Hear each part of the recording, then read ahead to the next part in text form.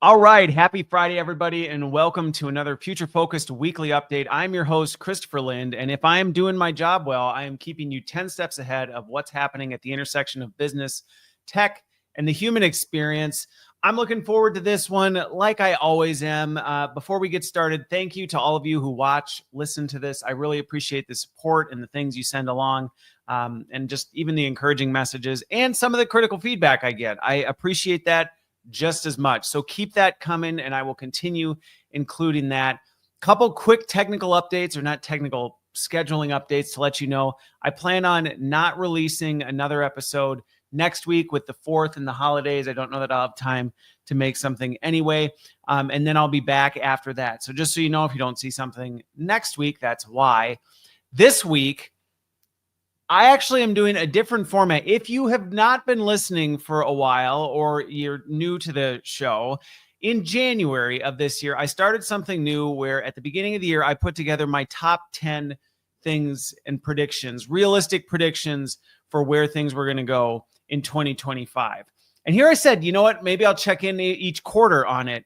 Well, it's been more than a quarter. We're right at the halfway mark for the year. I can't believe that. And I thought, you know what? I actually want to go back and revisit that because as I looked at the list, I went, I actually have some updates on where I think things are at with that, what things I think are coming into fruition, what things have adjusted. So I actually want to run through that list, but then there's some things that I want to add that I didn't have on the list that I think are pressing things that should be on everybody's radar. And then there are some that I would say they're things to watch that are starting to show up.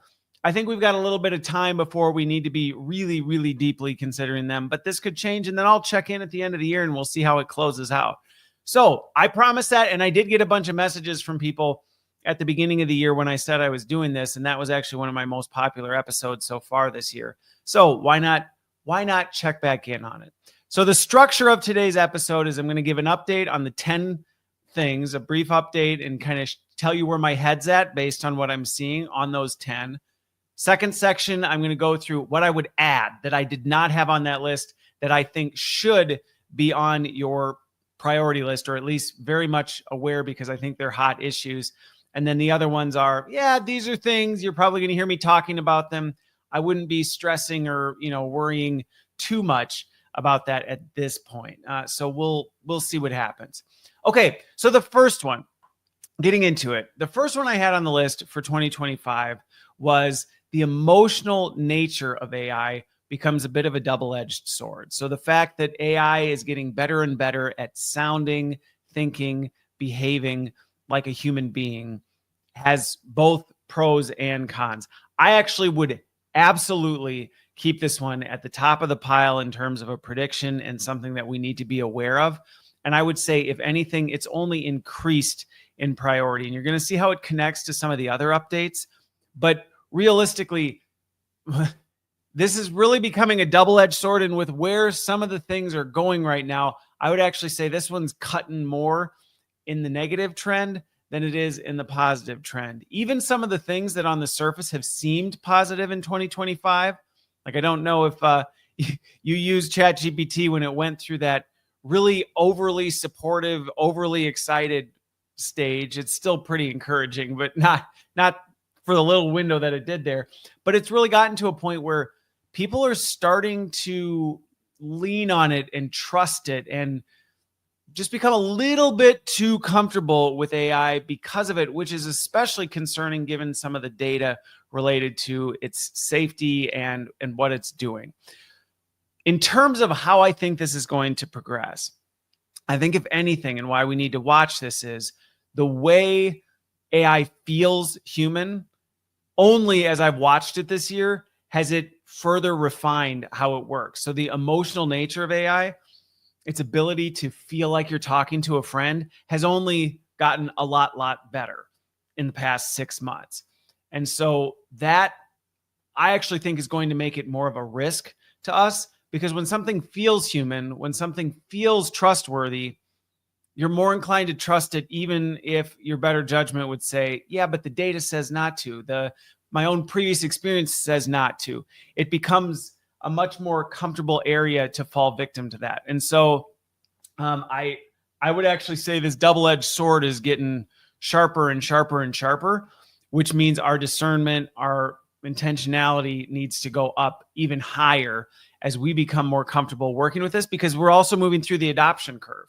As I look at usage and even just the comfort level culturally, we're becoming much more just comfortable using it. And as a result, I think, what did I see? I think the other day I saw some data. Like basically in the 90 some percentile of people are using generative AI tools on a daily or weekly basis. So we've massively moved the needle in terms of adoption, which makes its relatability and its almost human-like capabilities just that much easier for us to fall prey to. And I'm not going to sit and go through all the different things it can do, because then we'd have a whole update just on this one. But this one, to me, very much was a realistic prediction at the beginning of the year. I think if anything, it accelerated in adoption and its fine-tuning how emotional or seemingly emotional AI can be. It still is not emotional. It still does not have context. It still does not understand. If you listened last week, we talked about the nature of this in counseling therapy apps and why this is so dangerous. So if you didn't see that, go check that out last week. But that's where I stand on that one. So let's move on to number two. Number two is, I said deepfakes are going to reach crisis levels. Now, that was a little bit of hyperbole at the beginning of the year, because I was looking out at how the percentage of, the predictions of how much media that's being created is being created, just it's purely AI generated. There's not even necessarily, there might be a human in the loop in terms of asking it to be created, but other than just publishing it, that's really about the extent of it, which means deepfake content. At the beginning of the year, there was tons of stuff with the election season just kind of wrapping up. There was tons of stuff with deepfake images all over. Crisis level of, have I seen any major things happen that have made people go, oh my gosh, like an entire nation swung based on a completely fake event? Fortunately, no. So when I think of crisis level, do I think we've reached that? If anything, in some ways, I think we've become more skeptical in a healthy way of what we're seeing. And now here's the downside to that. And this was a natural downside that I'm seeing. I'm curious to see how the year finishes out. As we've adapted to the reality, and something that also has really strongly affected this big time is video. AI video generation has exploded. We're still in the early adoption phase. So where I would keep this really at the top of the list as we watch for this is, we're just now getting to the point where the general public can do text to video and have really high quality video produced. So I'm already starting to see, I'm not on this, but I have people share stuff with me and people I know do it. But, viral AI generated, I watched one the other day my kids thought was so funny, of like cats dancing to stuff. And it's just AI.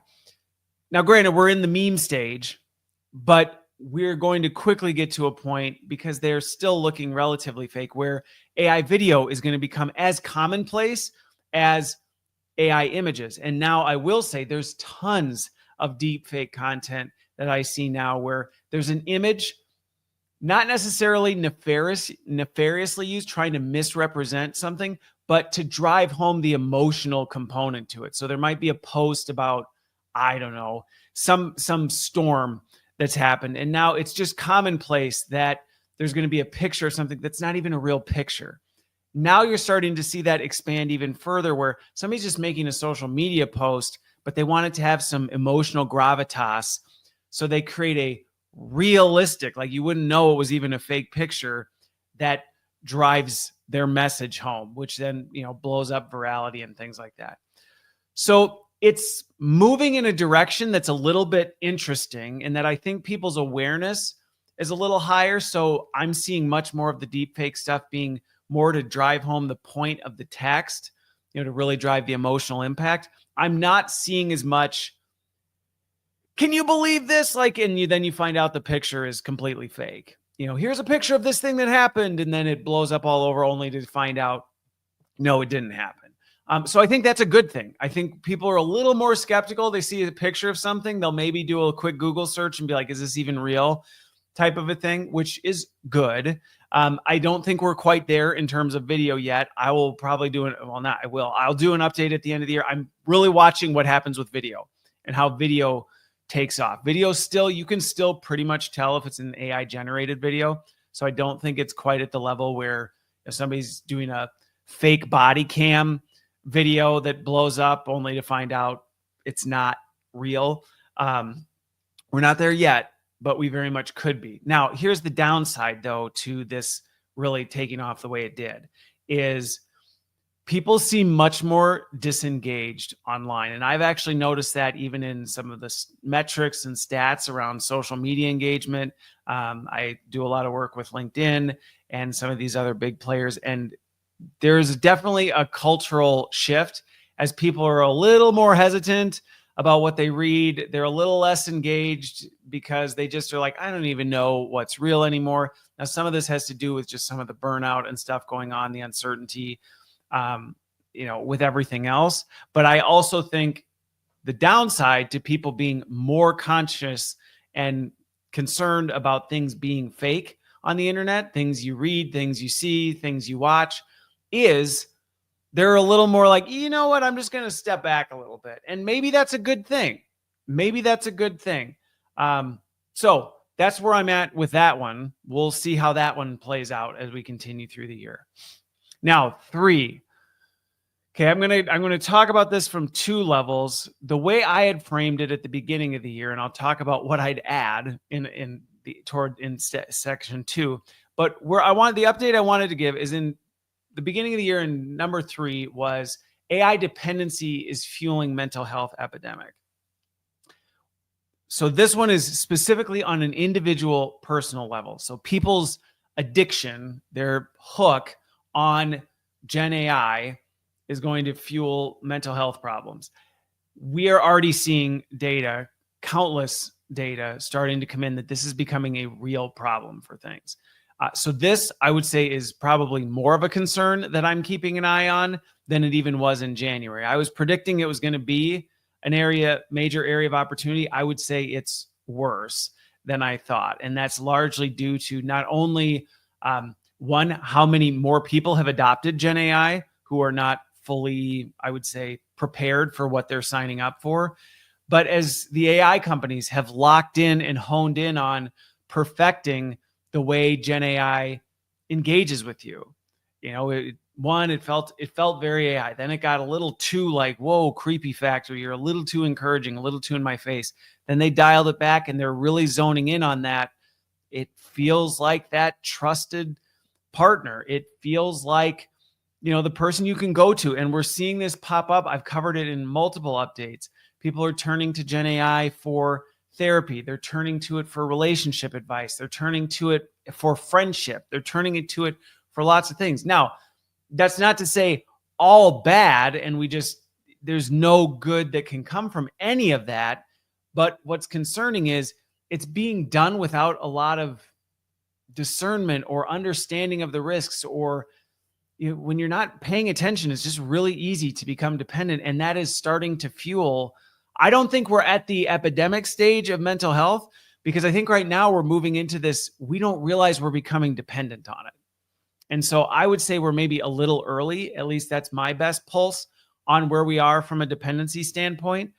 I think we're just becoming dependent on it now. I think at the mid-year track of 2025, there's more and more people who are in that early dependency stage. They're not feeling the full weight of this. So I say this in some ways as a warning to everybody right now, because I know even the people who complain about AI, I can't tell you how many conversations I have with people who they complain about AI. And then when I dig in, they're using it just as much. But everybody always thinks, well, the way I'm using it is the good way. Everybody else is, I hate I'm seeing this. I hate I'm seeing that. That's the wrong way to use it. The way I'm using it, totally fine, totally safe. There's nothing I would change about that. And that seems to be the general consensus. And so we have made major adoption, a big lack of self-awareness, And then the tech is fine tuning. And so we have all the ingredients for dependency to really start to take root. And so I think for anybody watching, this is something, now is a really good time to do inventory on how am I using AI? Where am I at? I talk regularly about some of the fasts that I take, the AI fasts I take, where I pull back from it and go, I'm going to like not even touch AI on, how I was using it over here and things like that. Just again, to make sure that I'm testing those dependency buttons, to make sure I'm not becoming over dependent on it for my own mental well-being, so that if there's an outage, we're not going, oh, I don't have anybody to talk to because AI's out, because we've had a couple major outages already this year. So from a purely mental health standpoint, I would say now we are in one of those very vulnerable stages where we are becoming dependent. We don't realize we're becoming dependent. And so we're not feeling the consequences. And because we aren't good at looking past the end of our nose, this makes us very vulnerable right now. So if you're listening, watching this, I would say now is a very good time to take check on that. And then I want to check back in at the end of the year, and I'll give a bit of an update on whether we're seeing this. But the data is coming back that the risks of dependency on our mental health are huge. So we're at a very important inflection point. All right. Number 4 that I had was broader AI adoption paired with the exponential AI capability growth. Now, this has been interesting. What I'm surprised and not surprised by is the adoption piece is looking very different than I don't know how best to frame this, because in some ways I guess my optimism was hoping it would have gone different. My expectations we're kind of right about where I thought we would be. I just really had hoped with some of the direction of where things were going, we'd be in a better spot. Not to say it's all bad, but let me give an update on the adoption piece and then the capability growth. So adoption-wise, what's interesting is going back to the adoption, massive amounts of people, pretty much everybody's using Gen AI. Many, many, many companies have turned on Gen AI capability through one of their workplace productivity tools. So if they have not already, they are in the process of flipping on, Gen AI, Copilot, Gemini, things like that. They've loosened their policies in the organization. At the beginning of the year, there was a lot of just straight up lockdown. We're not letting people use it, which people were just working around it. So I would say it's becoming more generally accepted. We're seeing what's not on here, but I think related to the adoption, we saw the insurgence of AI first companies that were saying, we're not just allowing it, we're all in on this type of a thing. But what we're not seeing in terms of adoption is that stronger strategic, right? But how is that happening? And this is where, when I talk to executive teams or when I'm brought in, just so you know, like, this is where I spend a lot of my time. Is I get brought in because a lot of people are kicking the tires. They know now, well, people have this, but we don't really have any direction on what they should be doing, or we're not really clear on how this all works, other than we just know people have it and are doing stuff with it. The kind of adoption that we're missing is, here are specific initiatives and here is how AI is enhancing that. These are the specific ways we're integrating AI into this part of our work to make it better. Here's where we're augmenting with AI so that we have more time to do this. That kind of strategic work, we're still in the early stages, which I guess is, I'd hoped we'd made a little more progress. I am surprised at how many senior execs I engage with where, they're working on their AI strategy. And when I talk with, okay, where are you at? There's been a lot of meetings about AI, not a lot of rubber meets the road type of a thing. So if that resonates with you, if that's where you are, you're not alone. That's where I think most people are. If you need help with that, let me know, because I think a lot of people are discovering now, we actually need some help figuring this out, because what we're discovering is AI could really be used on just basically anything. And so now we're just feeling overwhelmed, which is leading a lot of companies to just be like, we turned on Copilot and Gemini, so we're good. And they're realizing Not really. If anything, they've added the expense of these AI tools, the risk of these AI tools, without any real clear guidance on what are we getting out of this? What are people doing with this? How is this enhancing things? That's a major problem. Now, the second half of this update was the AI capability growth. I told you at the beginning of the year, I was interested to see if we would see kind of this continued meteoric rise of its capability, or if it would start to flatten out. Now, depending on which headlines you're reading, you could argue for both sides. I think one of the most interesting things that's come out is the Apple research that shows, despite all the hype about advanced reasoning models, some of the latest frontier models, all these new capabilities, we've seen deep research just explode. We've seen new applications of this stuff.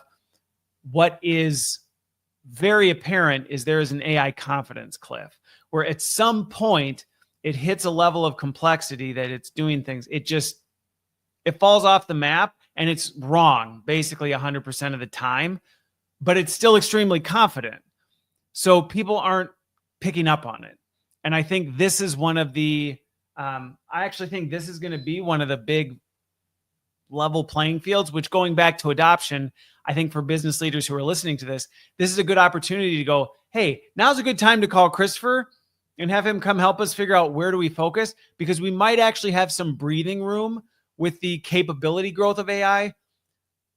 Because I agree with some of the things that are saying, in order for us to break through some of these ceilings that we're seeing with AI, we're going to have to re-engineer how the AI works, because just the typical language model architecture is not going to give us the kind of advanced capabilities we thought it would. Now, I know Sam Altman and some of these other folks who are like, we've achieved AGI.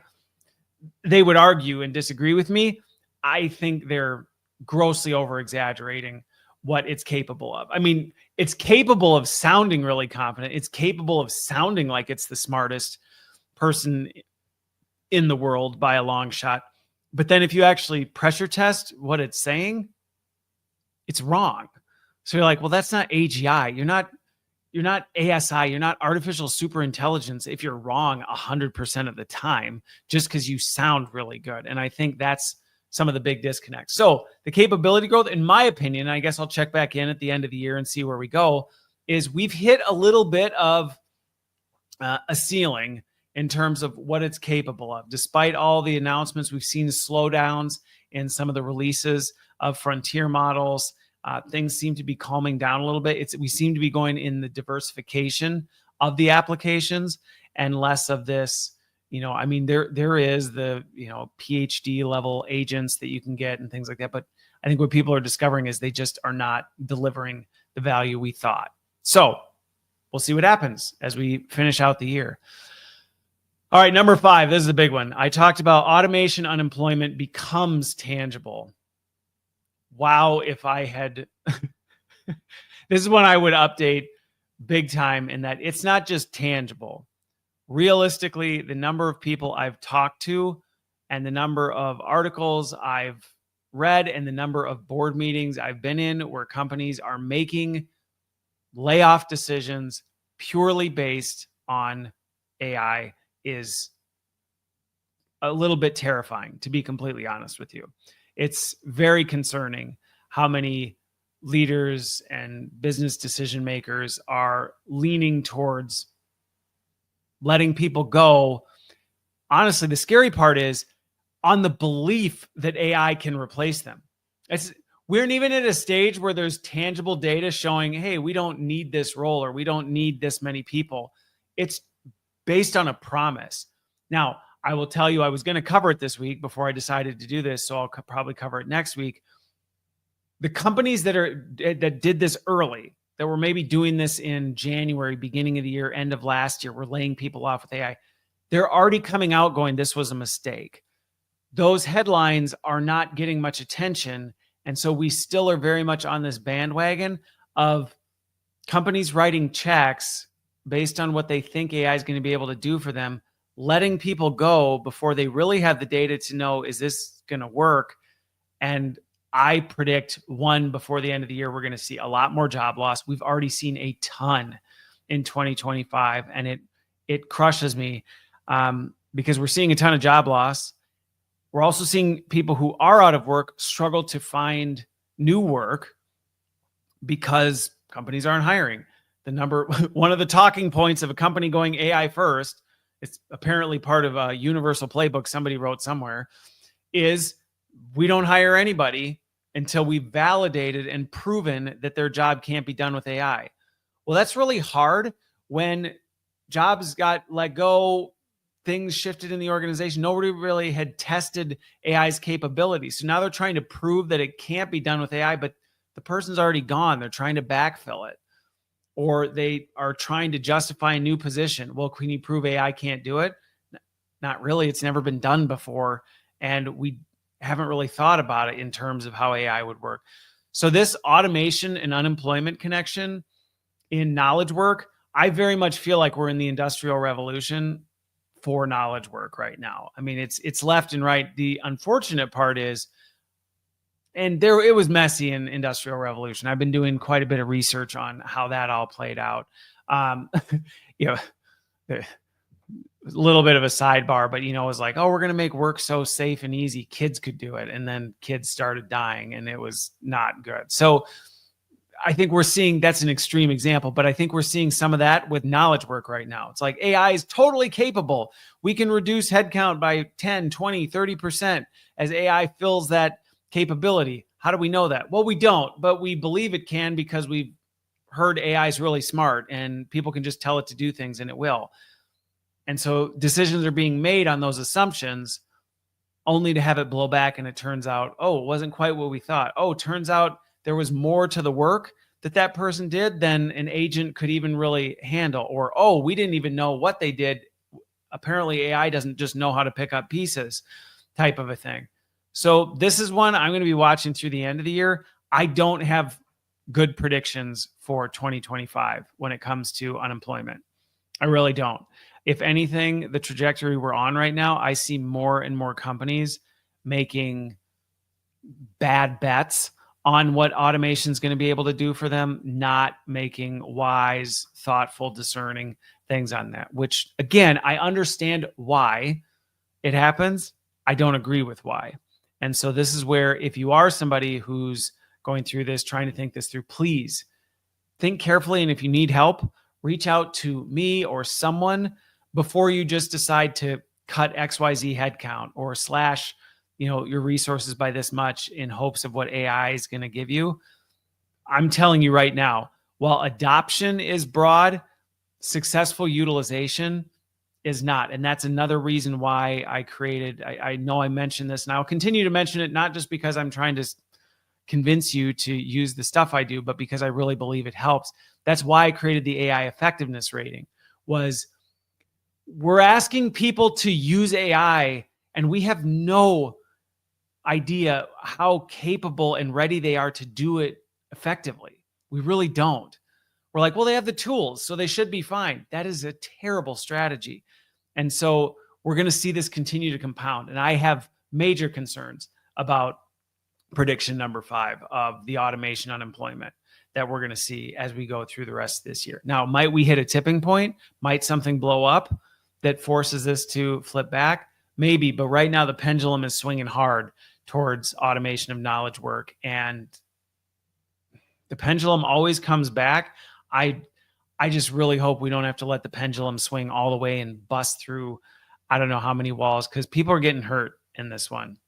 So please, if you're thinking about downsizing, or even if I think it's totally fine if you're considering new roles, if you're considering backfilling, to say, hey, can we at least justify that this is the kind of work, and pressure test, but don't just make blind statements like, until we've proven AI can't do it, we're not going to backfill. Don't do that kind of stuff, because it's really putting way too much pressure on the people who are left to keep everything going, because nobody goes, well, that person's gone. We're trying to prove if AI can do it. So for now, we'll just kind of hang in there. It's really crushing people. So please be really careful with this one. All right. Now, this one I thought was interesting. So the polarization of return to office. This one has died down in some regards. I'm not seeing nearly as much of the, demand that everybody come back into the office. That seemed to have been a kind of Q1, early Q2 boom where every company seemed to be shouting this. I would say a lot of companies are now settling into the hybrid thing. However, here's one of the biggest concerns that I'm seeing. And this one was just sparked this week. I'll talk about it next week probably. But Amazon, and this is a concern that I'm seeing happen to me, which is even worse than the return to office polarization. So Amazon's taking this to a new level in that they're forcing relocation for people to have to be in one of the major corporate hubs. You can't just be near an Amazon location. You got to be at a corporate hub if you're a corporate worker. And there's this just shift towards seeing employees as nothing more than a means to an end. And I think that's really what's fueling this polarization around return to office. It's not really about return to office. In some situations it is. Sometimes there really truly are people who are, firmly set in that the office actually produces better results. What I'm seeing that's interesting is I think there is a general acceptance now that the office may not be as much of a factor in terms of performance as we thought. The data supported that from the beginning. So I think people are just becoming a little more self-aware that this really is more my preference, my comfort, what I would like. And so people are more like, I either want it or I don't. And it's not based on performance. It's based on, what we want, which companies are allowed to do that.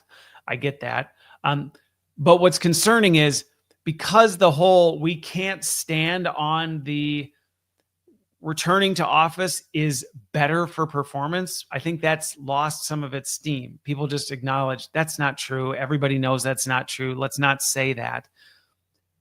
There's almost becoming the true colors of organizations are coming out. And we're starting to see more like this, to me, this Amazon thing, which is we're going to say it's about you need to work at the corporate hub, but we're not even really hiding the fact that this just has to do with we just need to get rid of people. And so we're going to pick the ones who are more in compliance with what we want, but we're going to do it in a way that makes it seem like we're, giving you a choice. We're not really, but we are. I mean, you could move on your own dime and move across the country, completely disrupt your family. I mean, hey, we're giving you a chance, but really we know you're probably going to quit. And almost this cold disregard for the value of employees. Now, I really want to watch where this one goes. I hope we can mitigate this and things start to shift. Now, to be clear, this isn't every company. So if you're listening to this and you're getting a little irritable because you're like, that's not how we are. I'm not saying every company's like this, but there is this growing divide in kind of the senior leadership, the boards, the people at the top, and how much value they're placing on the people who are doing the actual work. And this is why I'm also seeing so much of this unemployment, to the previous point, unemployment and automation. You've got decision makers that don't really know the work, that are just kind of callously going, yeah, I'm sure AI can do it. Get rid of 20% of people and we'll be fine. Because there's just a perception that AI will take care of it for us. We don't really need to worry about it. And I think that's really, really unfortunate. So I think what 6 is pushing on this polarization of return to offices, I think we're going to start to see a rise of the wheat's going to separate from the chaff in terms of which companies actually care about their employees and which ones truly don't at all. And I don't know where we're going to sit at the end of this year or moving forward in terms of what is the split? Are more and more companies going to adopt this? Who cares about employees? We don't really need them anyway. AI will take care of it. Or are things going to start to go south and things are going to swing back to the employees have a little more of a say, have a little more strength? Because this is a swing we saw in the pandemic. Tons of swing went to the employees. The employees could kind of command what they wanted and companies just had to kind of bow down to it. I personally, even though I thought it was great how employee-centric, I wouldn't say it was employee-centric, it came out of need. I thought it was good that we saw employees had more autonomy, more power and authority over things. It went too far. It went way too far. I was part of way too many company meetings where I'm like, people are asking for how much for this job that requires this, and companies just really didn't have a choice because they couldn't find anybody. And so it was just like, well, I mean, we got to pay it. And it was like, you're paying 6 figures for a job that you would have paid a fraction of that for, before. And you're like, well, yeah, that's kind of where we're at. So it's swung back hard. The question is going to be, by the time we get to the end of the year, what's going to happen? Are we going to end up somewhere in the middle? Are we still going to be swinging harder to the, hey, companies are the ones calling all the shots, and that's really all that matters? I don't know at this point, but there definitely is less, I would say, of the polarization to return to office. That seems to be more in steady state. People kind of have made their decisions about this. I think it's really now boiling down to, it's shifted from, do you care about and value your employees, or do you not? It's less about where people are working and more of a public decision on how much do we really value employees and their contributions, and how much do we really think you're just a means to an end. All right. So number 7 for the beginning of the year, I talked about kind of reimagining employability, employment skills. I still firmly believe that there is so much potential for us to completely re-architect what work looks like. And what does it mean to be if you say, this is my job title, I think there's so much room for us to go, but that means something completely different than it did in 2024. I am not seeing this move in the direction that I think it should, or it's not moving as fast as I could. I think there's a lot of talk about, we could have people spending more time on higher order things. We could completely reimagine these job roles.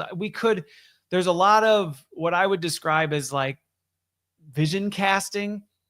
People are getting in rooms and reimagining. They have a great breakout and, whatever. They dream up all these different things they could do with work.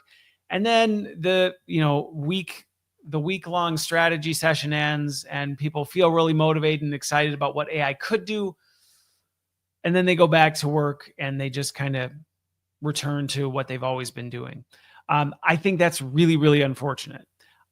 Now, all that said, I understand why, in that it's a lot of work and it seems like it's a lot to take on.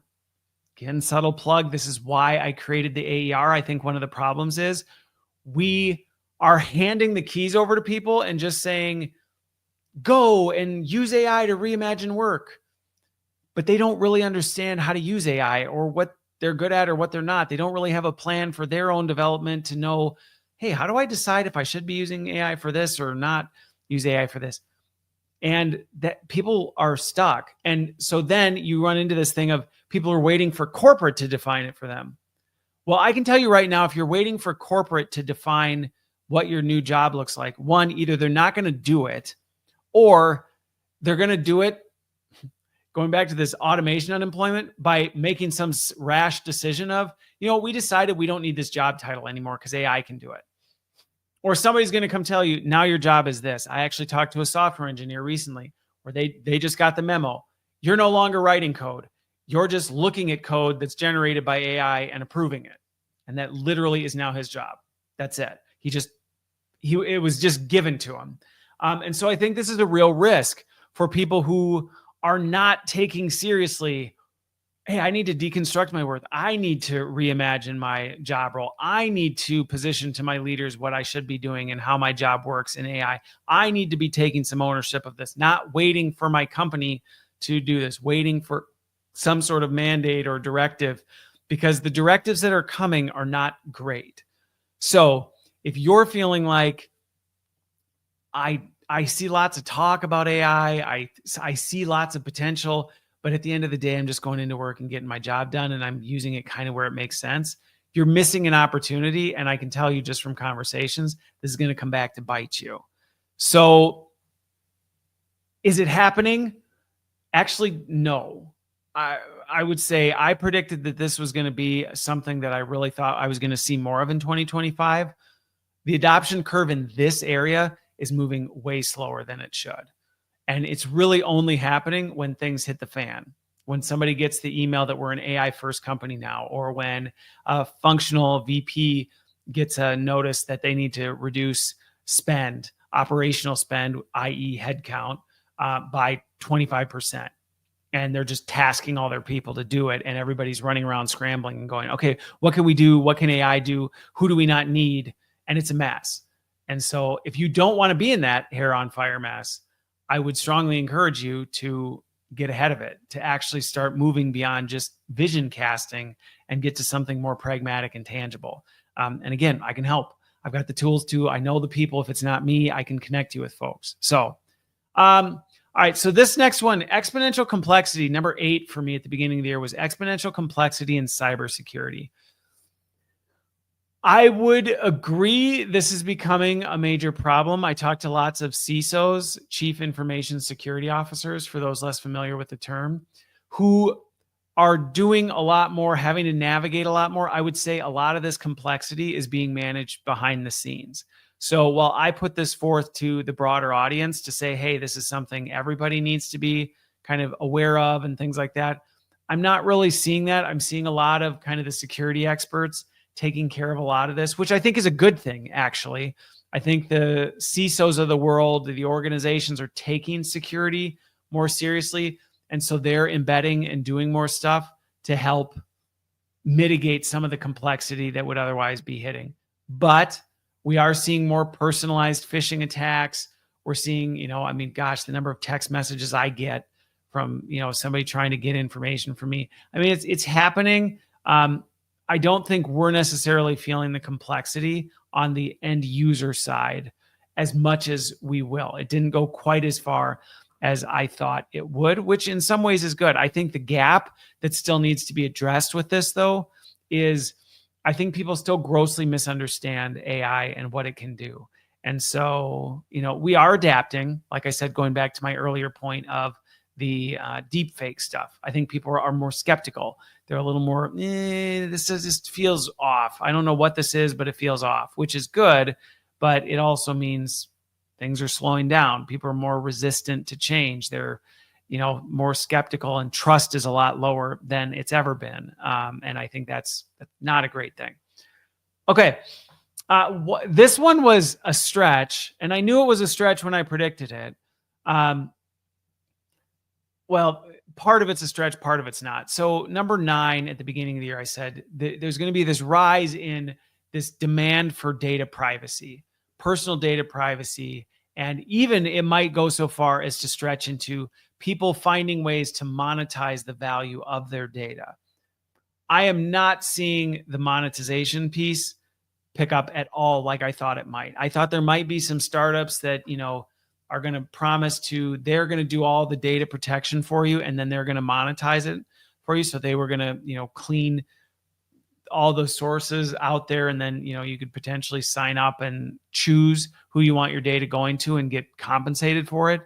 I think some of the problems with that came to be these companies who thought they might be able to do it realized it's like impossible to try and fence in people's data. It's just literally so everywhere that they're worried about the risk of, well, if we tell you your data is not going to go anywhere, 1, we can't really protect it. And 2, we don't really have a product that any companies are interested in, because they'd be like, so why would we pay people for their data when we can readily and freely scrape it off the internet? And those organizations are going, I don't know. I don't really have a good answer for that.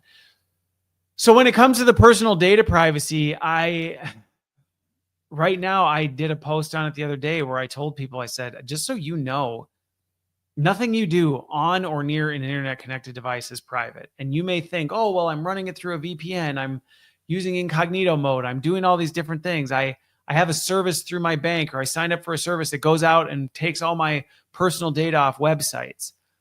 And I'm like, yeah, I mean, those are all good things, or can be, but they're actually just redistributing the risk. So as an example of this, if you have a VPN, I think in many ways VPNs make you more vulnerable if you're not careful, because now you're literally channeling everything you do through a third party who now has access to all of that. So I wouldn't be surprised if VPN companies end up being the ones who go, yeah, we'll keep your data safe and you're going to pay us for it now, which you kind of are for a VPN. but maybe they'll monetize it back to you, but they might not, because they might go, almost like the mafia, where it's like, yeah, we're keeping you safe, and in return, you're going to pay us this much, and it can be used to exploit people, type of a thing.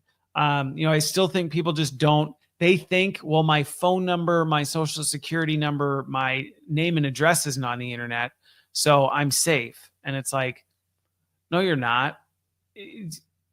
AI can detect so many different patterns and take completely abstract data points and lock into exactly who you are. It doesn't need your name, address, and social security number to know who you are, and know, well, based on IP address, based on time of day, based on these, what to us would seem like random factors, it would be like, that's Christopher Lind, and here's all the things he likes to do and is interested in, and when he does all those things and all this other stuff. Like, I think that's what's missing. And I don't really have a good solution for that, to be completely honest with you. The best solutions that I have for people is, one, I guess you can go completely off grid. You can go completely off grid and go, I'm going to, move to the middle of nowhere, not have an internet connection, not have electricity, or maybe I'll just have a solar panel. That's one option, I suppose. But the other big one that I just tell people all the time is, and to me, this isn't about like, we don't need privacy, but I'm like, don't do things that you don't want people knowing about. And that's not me saying, oh, so we shouldn't have, Christopher, are you saying we shouldn't have data privacy? No, that's not what I'm saying. I hate the fact that AI can pretty much know everything you're doing based on the limited data that it can capture. I don't like that. I think it's terrible that these AI companies know more about you than probably your spouse does. But I don't have a solution to it other than, so know that that's the water you're swimming in, and just know that they know who you are, and don't do things. You can't hide anything. Stop trying to hide, because that's just going to add stress and anxiety and all this other stuff to it. So that's kind of where I am at that. But like I said, I'm not seeing anything in terms of helping protect people's data. I'm not seeing even people being able to get paid for their data. I actually almost would consider taking this off the list in terms of, I don't even know, maybe it'll hit a breaking point. We've had some big breaches this year, but I just don't know. It's so prevalent. It's like trying to separate salt from ocean water. You're like, I guess technically you could try and do it, but the tides are going to come in and ruin everything you tried to accomplish. I don't know. And then 10 was the growing need for purpose. This one, I would say, if anything, is only continuing to rise. To people out there who are still looking for their purpose in their work, in what they do, in how much money they make, in all these other things, people are getting crushed. The update I would give on this one is, people are still scrambling and trying to grasp onto things that can't sustain you in terms of purpose. Your job title is not going to give you purpose, because your job's going to, even if the title stays the same, what you do is going to change radically. The company you work at, that you've been there for 30 years, is going to go, thanks for your service. We're done. We decided we got an agent that can do it close enough to what you can do. We don't really know for sure, but that's what they told us. So thanks. And so I think people are very vulnerable to this right now. And so if anything, I would say, coming from my Christian worldview, my purpose is not in what I do, but who God made me to be. That's immune to some of this stuff. And I'm not saying everybody needs to adopt mine. It's a great one. I value it highly, but if you don't have purpose outside of some of the stuff you do, or these other factors that are just really up in the air right now, you are very, very vulnerable. And I'm seeing this just crush on people. The number of people I've talked to this year who their whole world has been turned upside down and they don't know up from down, it's bad, and it's only growing. So if you want to be less vulnerable, you might want to take some time and sit down and go, who am I, and what really is my purpose, and where does my value come from? Am I finding it from sources that are at a high risk of being torpedoed? If so, you are knowingly making yourself very, very vulnerable. And a lot of people are right now, and they're taking the heat. So I hope I have better news on that one in 2020. At the end of the year. Right now, this one's on a downward trend. It's a growing need. It's a growing need, so that's growing, but that's not a good thing. I mean, it is, but I guess what I'm saying is I'm still seeing people scramble from one really shaky ground to another. They're like, oh, my job's changing, so I'm not finding myself in that company. I'm going to go work at a different company, and it'll be all better over there. And I've seen people, they move to another company and their position gets eliminated like 3 weeks after they start, and it just rocks their world. So be really, really careful on that one. Okay. For the sake of time, I want to move quickly to some of the things I'd add, and then I'm not going to go quite in depth on all 5 of these. But I want to track on them so that I can see where we end up at the end of the year. One of the big ones that is blowing up all over is the militarization of AI. We have seen tons of defense contracts pop up. So this whole next section is kind of the things I'd add, the things that weren't on my top 10 list that I would say these are things we need to be watching and again, just aware of. And militarization of AI, this one is pressing in that I know not all of us may even have an opportunity, but when I look at the nature of global conflict happening right now and all the dollars being thrown at AI, and then combined with the fact we're making big bets, despite data telling us those are bad bets to make, and these are high risks to take with AI, this is an area that we seem to really be willing to throw things at. And I think this has big implications on things. I watched a documentary with my kids last night of this one dude who back in the Cold War basically prevented World War III. It was a Russian guy who was overseeing, and there was a false flag on America shooting off a bunch of nukes. And despite everything saying, the machines were telling him, he literally wrote the programming. The machines were telling him, you need to fire back. They just launched a bunch of missiles at you. And he went, no, this doesn't add up. And he prevented World War III. And this is something I'm not trying to doomsday go, oh my gosh, AI is going to lead to World War III. I think we do need to really all start to push back. If you're into politics, then move with your votes. If you're into social media and advocacy, move with your voice. If you're in advisory things like I am, like this is where I'm doing it, is I'm trying to really push to go, hey, can we think this through? I get the military is no different than any other organization. It's going to need to look at AI and figure out how best to use it. But there are certain things that have high risks and high human costs that AI is not ideal for. And we need to be really careful. And right now there seems to be a lot of reckless energy going into the militarization of AI. And that's not new, but it's something that is becoming more and more prevalent, and people are becoming more aware of it. And I think we need to be careful that we don't get sucked into the patriotic hype of, hey, anything to keep us safe, anything to, whatever, because it's very easy going back to, this fueling some of our deepest tendencies in a way that will not go well for us. So I think we need to really be watching that. And I'm watching that one closely. And again, I think we just need to do what we can within the sphere of influence. Obviously, sitting there and worrying about if AI is going to take over the nuclear football and we're just going to hand it. Well, if we do, you're not going to be able to do anything about it. But I think we all have spheres of influence, and we need to be aware and watching that and not get so sucked up in protecting our country or, helping save the world or whatever it is. I think sometimes patriotism can be used to justify some pretty horrific acts. And so this is one I think we really need to watch. The other one I'd add, AI dependency, but separate from kind of this mental health thing.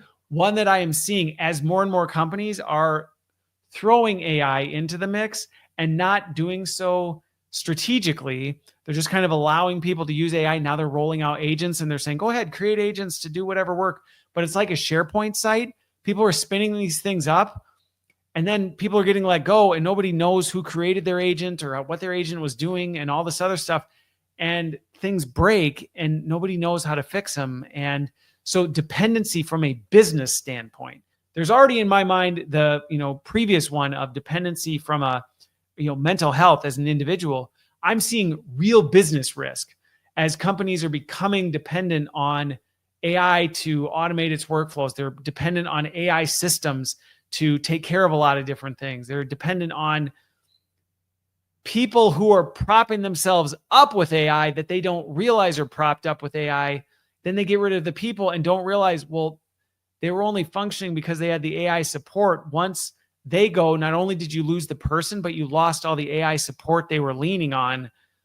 And we're seeing little micro explosions all over. And so again, pressing back on this need of, folks, your AI strategy cannot be to implement Copilot and Gemini and call it a day. It just can't. More and more work is now happening in silos and happening in a vacuum, and people aren't even aware of what's happening. So when they do these layoffs, they really, the consequences of it are being felt exponentially. So just again, put the time, put the intention, call me, call someone, be like, hey, help us think through how do we do this so we don't create a system. Because what I'm seeing is companies are building their own black boxes. They don't even realize it. They're handing over AI to their teams and going, here you go, do more with this. And so their teams are doing it, but because it's all being done independently, nobody has any insight into what's happening. And then things change, somebody quits, there's layoffs, and now it's not just a small thing that they didn't know what happened. It's massive. And this is a real problem. And AI is not always on. I remember just recently, I think it was Google's system went down and it just took out, countless things. So we just be really, really careful with this. AI dependency is not just going to become a personal problem. It's going to become an institutional liability. And organizations need to be thinking about this proactively. Another big one that I think we need to add that I think is a pressing issue is the environmental concerns related to AI use. And you might go, well, what am I supposed to do about that? Even simple things like make sure you're using the right models for the work you're doing, because certain models use more power, more energy, require more tokens to run. Use the right model for the right task. Even little simple things like that can reduce the footprint of this. We see people going, hey, this is great. We're going to put in a big AI data center. It's going to be good for the local economy.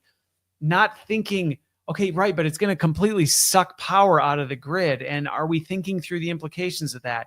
The water implications because of how much water it takes to cool all these data centers. Are we planning for that? Have we considered this? Do we really need all this stuff? We just keep throwing more and more at AI, not thinking what are the consequences because it's digital and it feels so disconnected. We're already bad at thinking of the environmental concerns of things that we can touch and see. We're really bad at thinking of tangible environmental concerns with digital stuff. We just think it happens. We don't think about what it takes to put together these microprocessors, what it takes in terms of the real estate to house these data centers, the impact of those data centers on the energy grid, the power grid, the water supply, the local economy. Now you throw a bunch of into this, but is it pouring taxes back in? Well, not really, because a data center hardly requires any people to work there. So there's this promise of, it's going to create all this economic growth for our local community. And it's like, not really, because the 5 people that run the place aren't really here. And so the trade-off's not there. So this is something we all need to be paying attention to. If you're in a city where they're talking about putting in a data center, you should speak up. You should ask these questions. You should put this. If you're in a tech company considering this stuff, you should be asking critical questions about, hey, are we really doing this? If you're a business decision maker thinking of hooking up to an API with AI, you should be thinking about which model should we really be using. There are simple decisions that we can all make to help reduce the environmental impact of AI. And the environmental impact is real. And I think that's why I would increase this in terms of things we need to be watching for. Is we're already starting to see the impact of this, and we're just getting started. And this is like, for the most part, on nobody's radar. Like most people are like, yeah, I think I saw a thing once where like each time you use ChatGPT, it uses 2 bottles of water. Ha ha ha ha. And it's like, No, not ha ha ha ha. Like, we need to think about that. So every time you go make a cat meme, like, is that really what you need to be using this high-powered tech for? Because you doing that is only fueling the demand in the industry, which has this massive effect. And if we all were a little more thoughtful, we actually could make a difference in the potential environmental impact. And so again, I would bump this up to this is a pressing issue. We need to be thinking about this. Another one is the polarization of AI use. I talked about this a little bit throughout. Is we seem to be moving into this age where everybody thinks. So it seemed at the beginning of the year, it was people either just, they used AI or they didn't use AI. And it seems like it's almost compounding to the point where everybody now is moving to a point where we know AI use is in general an acceptable thing. There's some people who are anti-AI, but it's always hilarious because then when you talk to them, it's like, you actually use AI a ton. You just don't think you do. And so it's almost like there's this cognitive dissonance growing where everybody's using AI, but they think the way they're using it is the only right way to use it. And everybody who's not using it like them is bad. And they're the problem in society. You know, oh, these people, they use AI to create AI generated images. They're ruining creativity. And you're like, okay, we are already divided enough. We've got enough things to wage war against each other over. We don't need to be waging war over each other on how we're using AI. We just need to be really, really careful of this, because I am seeing this just get polarized. I see it in just about every industry. Every industry, it's like you're the AI people. Well, I'm not. You're that AI person. And it's really causing a lot of conflict. And we got to get a handle on this and unite around what we should all agree on, which is everybody using AI intentionally with discipline and being very surgical and thoughtful about how they're doing it. You know, if we could all unite around that and then challenge each other on that. And yes, let's call out reckless use. Let's push people who are clearly using the AI recklessly. But let's not get hung up on, oh, you use AI to write? Oh, you're one of those people. What? Come on. Find out how they're using it to write. Is it augmenting? Is it enhancing what they're doing? Are they still in the driver's seat? Well, then who cares if they use it slightly differently than you do? You don't need to divide over that. And this, to me, is a major problem that we've got to fight against, because if we don't, we are already as divided as I've ever seen in my life. I feel like everybody's holding a gun at everybody, and we're all like pointing them at each other. It's like the Cold War on steroids. Everybody's got a gun pointed at everybody's head, just waiting for the right reason to pull the trigger. And this is just fueling that, because now there's all this uncertainty and fear around AI use and who's doing what. And so now it's like, are you one of those? Like, are you the one contributing to this problem? And it's a little concerning, a lot concerning. So please, regardless of your feelings on AI, let's focus on what we can agree on. And I don't think I talk to anybody who says, I'm a big fan of reckless AI use. I don't know anybody who does that. Everybody can pretty much rally around, yes, okay, maybe I'm a bit uncomfortable with it. Maybe that's not how I would do it. But so long as somebody's being thoughtful, intentional, mitigating strategies, keeping people at the center of this, I can get on board. I may be uncomfortable with it, but we need to focus more on that and less on the use case. If I see M dashes in your writing, I know you're one of those people. Like, oh, stop it. Stop it. We don't need more of that crap. So, and this is a major risk, because the more divided we are, the more problems we're going to have. All right. The last one in terms of pressing issues that I think just rocketed to the top for me based on some recent research coming out of Lego and some other things I've been involved with is we're not thinking enough about the impact on kids. 25% of kids are using generative AI products. They're using it on a regular basis. They are growing up in an environment where a lot is being dependent on AI. They're growing up with adults who are leaning on AI, who are in many cases checking out and just kind of going on cruise control, where they're growing up around an environment where they're constantly in fear of, is AI taking this from me? They're using tools that were not designed with them in mind. So the guardrails, the safety precautions, the protocols around it are not there. We are shaping and molding a generation right now. And I know that as a dad of 8, this probably weighs on me more than it does for some of you who watch and listen. But even if you don't have kids, you're going to get older, and the support you're going to need from the younger generation is going to be built on these kids right now. And so if we aren't really thoughtful about how we're shaping and influencing and molding the decisions we make, and then also how we're letting them engage and we're helping guide and coach and shape them, this is going to also blow back up in our face. So this one, to me, we got to raise this. We got to do more to think about how kids are using AI, where they're using it. And it's not about banning it. It's not about going, no AI for kids. Like, well, you're not going to do that's, believe me, as a kid of the 90s, I was part of plenty of households and friends and all this of parents who, we're not going to have the internet in this house. Like, oh, okay. It's a terrible strategy. It's not going to work. So we can't take that approach, but we do need to be more intentional about it. Very quickly, I know I'm a little long here, but the other things I think we need to watch, these are early indicators. I'm actually curious to see where these are at the end of the year. The human AI effectiveness capability, like how good are we at using this as we're moving? And I actually kind of said this before, I actually would move this up. But I think we're still a little early in terms of, we don't have a lot of visibility into how good people are at using AI. We know they're doing it, but we don't really have any visibility into this. This is why I'm pushing the AI effectiveness rating. I feel like I'm early in the curve. I still have a lot of people that go, yeah, that'd be kind of helpful, but they aren't quite seeing like, no. You need to know this so you know where to grow, where to focus, what to do. And so it's early, but I don't think it's so early that it's like, yeah, we'll get to that next year. I think this is something that needs to move up, but I think we're still early in it. The other one is robotics.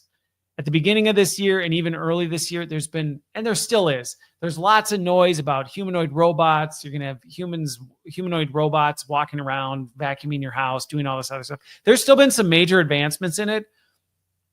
It's not moving quite as fast as some of the analysts and some of the news would make you think.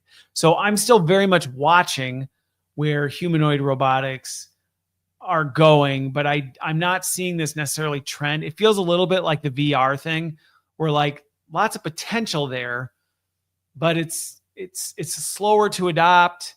It's not moving quite as fast. The hardware is not quite where it needs to be. It's not quite as accessible. People are a little more disconnected from it. So again, I'll be interested to see where we are at the end of the year. If that suddenly takes off, the capability has moved, exponentially, but in terms of adoption, we're still early stages. But I do think it's worth keeping a note on. And then the last one, and then I'll wrap it up, is wearable AI. This is one that I kind of had in the back of my mind at the beginning of the year, but this whole thing with Johnny Ive and OpenAI, and now I'm starting to see, I kind of thought the wearable AI stuff was going to fizzle a bit. It was going to be more of the integration. The reason I say it's still early is people are very skeptical of AI. The idea of an always-on AI thing is very uncomfortable. There have been some major failures with this. So I don't necessarily think this is a, hey, you got to be keeping a close eye on this. But it's something I'm watching because it has a lot of potential in terms of where it could go. So more to come on that. No real major devices coming out other than really the big one was OpenAI and Johnny Ive, and what might that mean? So we'll see where that one goes. But I know this was a longer one, but I wanted to make sure I did a rundown, kind of did the update as we come into the middle of the year. And I will do this again at the end of the year, and we'll see how things go. So with that, I hope you have a great week and a great weekend, and I won't be here next week. So enjoy your holiday. If you're in the U.S., enjoy the 4th of July. If you're not in the U.S., enjoy the break while all the U.S. people are on break. So with that, have a great weekend.